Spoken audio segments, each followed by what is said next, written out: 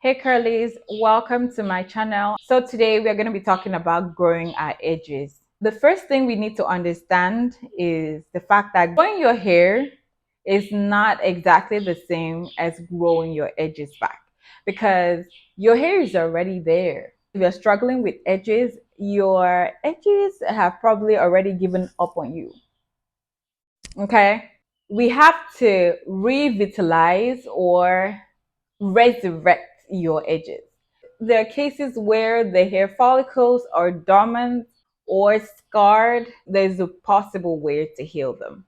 A throwback to me in 2018, around the time that I just went natural, I was just like, why wouldn't this section of my hair grow back? Like just this little spot right here. The hair was always so short. Like I could never get the hair to grow long. It was always so sparse. So I feel like my problems with edges didn't just start in my adulthood.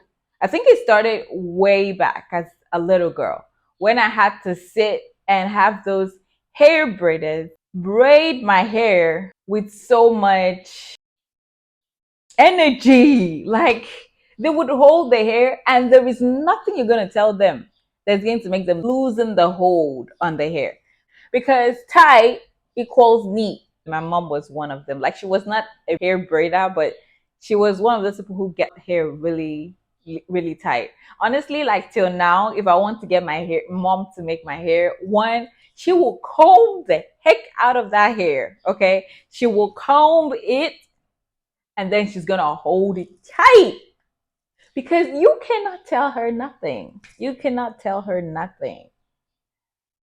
It has to be tight. If it's not tight, how is it gonna be neat?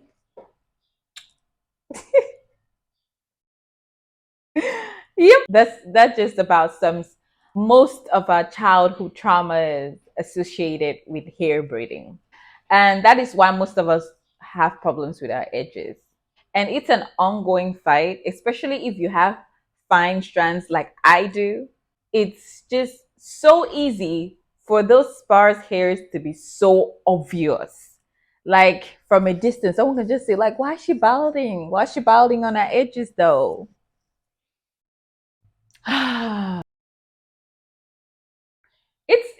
It's a struggle. But I'm about to put you guys on some things that are making it not so obvious. Okay, people looking at it can tell that I have like because it's growing back. It's growing back. I did completely lose it at one point when I had my son. I completely went bald right there. There were so many bald spots, but right now, this is a video showing my hair right now. I can actually do braid my hair all the way to the back, and it I have actually have hair to pick in my front on my edges. And just looking at this, okay, just looking at this, you can tell my edges problem are like on a 30% now. But this is the thing, it also gives rise to more problems. So because my edges are growing, when I pick my hair in the front, like about 2 to 3 inches are thick. And then after that, it just thins out. First off, I really don't have thick hair. I am medium density with fine strands. But the first thing I want to share with you guys is the DIY. If you are a team DIY, the first way to grow back your edges is for you. So let's go into it. Method one. The first two combos in this list are fenugreek and horsetail. The fenugreek slows down balding and improves the thickness of your strands, while horsetail regulates hair growth cycle and improves cell turnover in your scalp for healthy hair growth. I usually put them together. They're in the same pack. They're a powerful combo when they're together. So the next thing on my list is gonna be cloves. So you can skip cloves if cloves are not really for you. They don't work for your hair, but I'm fine with it. It improves blood circulation to the scalp, revitalizes dormant follicles, and brings out new hair growth. Next is rosemary. Rosemary is really good for boosting blood flow to the follicle and encouraging hair growth. So I'm blending them all together. As you can see, I'm not blending them super fine because I don't want it to be too hard for me to sieve. Next is hibiscus flower. Hibiscus strengthens the hair follicles, stimulates hair growth, and prevents hair fall. The next on our list is onions. Y'all know you can't do this without onions, to be honest. Like, I don't want to do this without onions. Onions provides extra sulfur and it kind of heals the scalp, promoting collagen to the scalp, and which in turn encourages hair growth. This is okay for using if you're trying to grow your hair generally, and also if you're trying to regrow bald spots. So I'm putting some of them aside because I sometimes make a batch of onion juice just to use on my hair.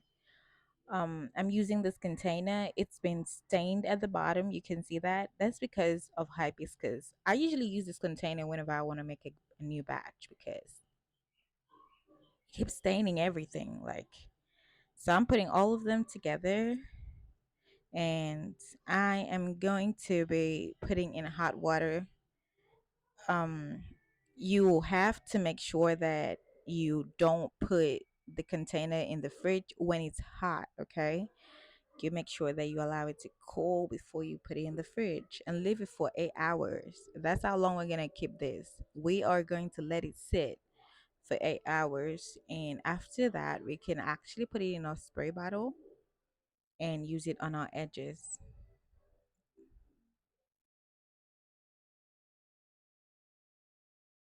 The thing that I really like about this is I'm combining different things that actually work. I use so many things that are targeted in hair growth, hair healing, scalp healing.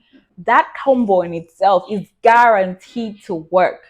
I want to tell you guys that there is a con to this. If it's not an oil, please rinse it out after a week. Be sure that it doesn't, if, in fact, like to me, a week is a lot because you are encouraging bacterial growth in your scalp. Many people don't recognize the fact that your head is not a fridge, it's not a freezer. It's not, it doesn't have eyes on it. It does not in any way discourage bacterial growth. In fact, because of the living organisms that are in your head and on your skin as a whole, I'm sure your hair or your scalp actually does the opposite. It encourages that kind of bacterial growth. Now, if you putting something like raw onions and hibiscus and stuff on your scalp, and then you are not washing it off, people feel like if you rinse out something, it doesn't really work. That is why you have to keep doing it every day. You put this, you spray it along your edges, right? And then you rinse it out. Spray along your edges, you rinse it out. The thing is, you have to leave it for like about an hour or 2 hours. Like personally, I leave it for a day and then I rinse it out the next day. I do it once or 3 times every week. It just depends on my mood, to be honest. So you have to be mindful to make sure that you always, no matter what, rinse out your natural DIYs that you put on your scalp. If you know you're putting natural DIYs and then leaving it for a week and 2 weeks, you are the reason for your scalp problems. That's usually so many people develop dandruff, itching, problems with their scalp, and they're trying to treat it with another DIY and doing the same mistakes, and the whole thing just repeats itself like a cycle. Okay, you don't want to end up doing that. Don't be that person. Don't be that person trying to heal a problem and then you're causing more problems. All right, if you are like me, who is busy most of the time, and maybe I just have those lazy bum moments, I have something for you. I hope you really don't mind grease because that is what this is. This is grease. Whew. Yes, child. You know what? I'm probably going to leave it.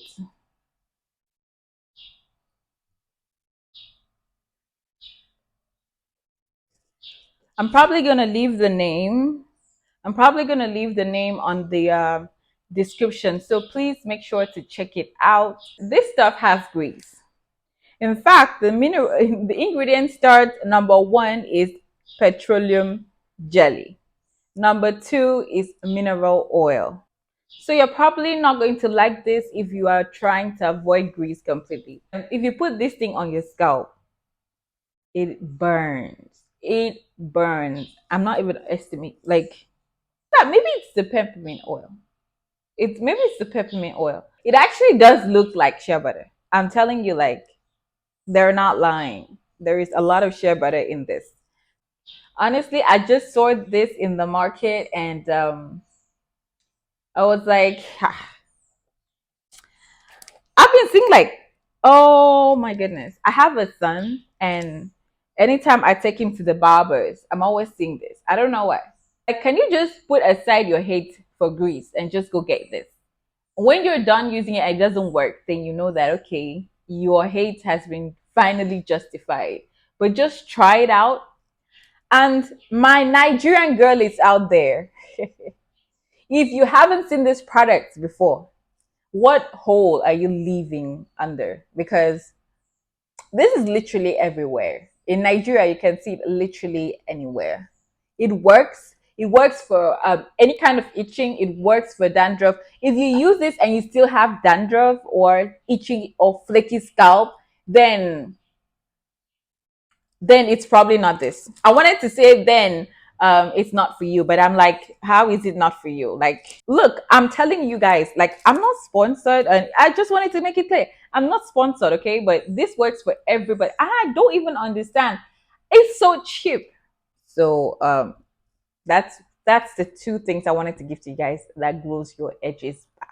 If you have any other tip that you want to share and you feel that this works just as much as these two things I just shared with you guys, please leave in the comment. We're about helping people here in this channel. Like, we don't keep stuff to ourselves. It will really be useful to many people out there, or even to me, like because like I don't only want to stop at two things.